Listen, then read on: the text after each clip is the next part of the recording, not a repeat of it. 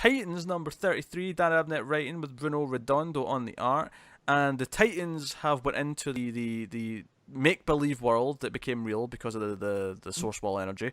The writer's in there as well, of course. He's with the king or whatever it is, and basically this was an excuse to crack a lot of Lord of the Rings jokes throughout. Which, to be honest, even though I don't like Lord of the Rings, they were still cracking me up. Were they good jokes? I want to hear some examples. I'll get them up. I'll get some specifics. Because obviously I didn't read this, but I love Lord of the Rings. So basically, what's his face from Supergirl? Ben Ribble. Ben. He's back at base on comms, reading the book that the writer wrote that this world is based on, so that he knows things. Yeah.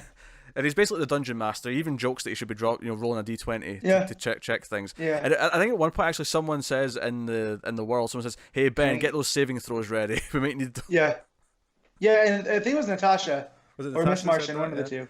Oh, that reminds me of the other thing I loved at the end is I think Donna said, "Oh, now with Kyle and Miss Martian here, we've got two big guns. We're punching above our weight." And Natasha's like, "Hey, I'm a big gun."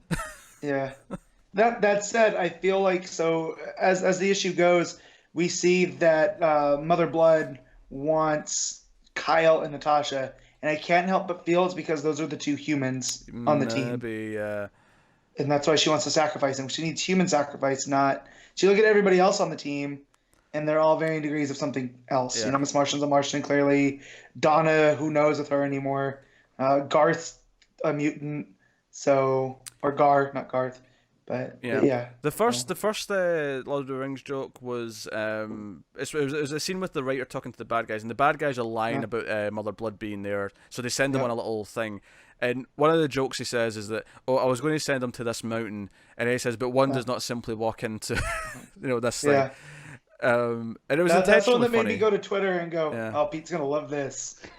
I did actually laugh at it, even though I don't like Lord of the Rings. But because it was our team being there and reacting to it and cracking jokes, it was fine. Like I was having fun with. Then they start coming between Kyle and Beast Boy, and then Beast Boy gets mad because he's the one that's supposed to make jokes. Yeah, this exchange cracked me up. Right, so basically they meet these talking trees, and then Kyle scares them with a giant axe out of his lantern. They're basically ants, Connor, like big giant trees. Yeah, and then they ask you riddles.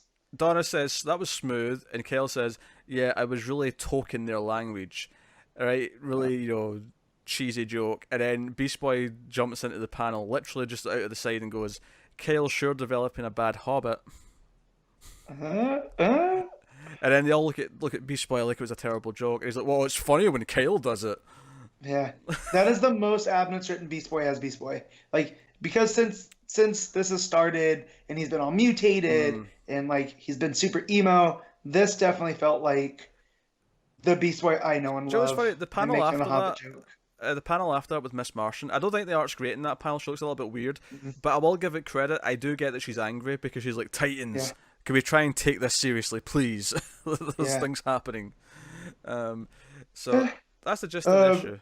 So we get this new character introduced called is it Captain Lenore, and whatever she is, it's this dark knight, and she serves the king. And from the name Lenore, I'm like, oh, that's got to be tied to Raven. And then we get, she senses her soul self, so they go running in, and then they end up fighting this Lenore. Helmet comes off, and guess what? It's Raven. Yeah. So Raven's like, "It's me," and they're all confused. That's the big cliffhanger at the end.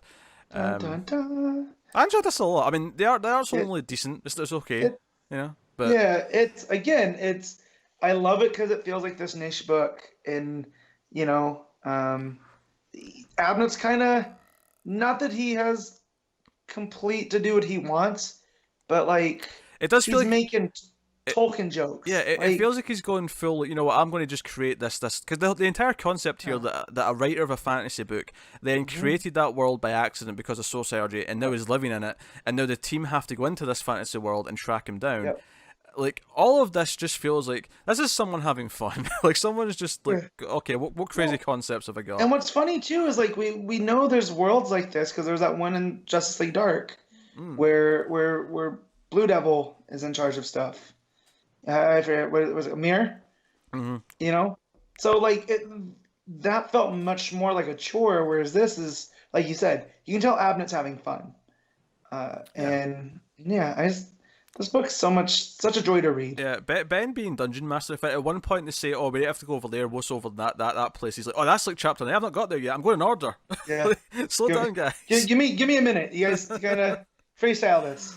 Yeah. So no, I had fun with this. We give it a Matt. Really good. Yeah. So this is an 8.5. I had so much fun. Like, yeah, the art's there, but I loved her. This is the first thing I read this week, and usually I do the stuff like I get this one digitally, so that usually because I can read it earlier. But the stuff that I really like, I'll hold off. And man, I started with this. Yeah, so.